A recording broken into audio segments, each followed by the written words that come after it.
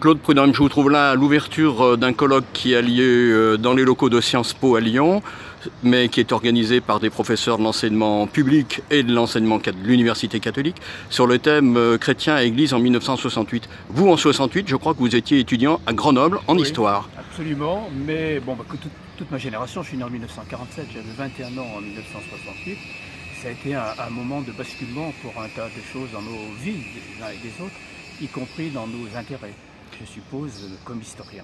Alors justement, vous avez fait toute votre carrière d'historien à l'université, enfin dans l'enseignement.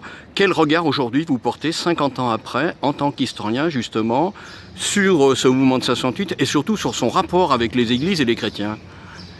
Alors le jugement que j'en porte, c'est le sentiment que ça a été non pas le début de tout, comme on le dit quelquefois, mais sans aucun doute un moment d'accélération d'un tas de processus qui étaient en marche depuis des années, notamment dans l'Église catholique.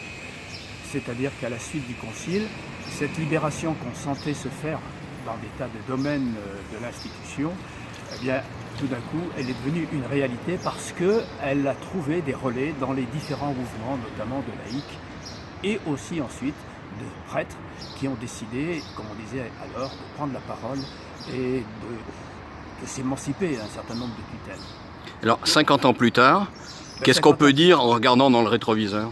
On peut dire que ça a été pour nous un moment intense, pour beaucoup d'entre nous un moment décisif, mais qu'en même temps, ça n'a pas abouti à ce qu'on avait espéré. C'est-à-dire que l'utopie qui était en même temps dans ce mouvement, eh bien, elle ne s'est qu'en petite partie réalisée, et on vit, pour la plupart d'entre nous, le moment actuel plutôt comme une sorte de retour, quelquefois, en tous les cas, de blocage, beaucoup plus que de continuation de nos espérances.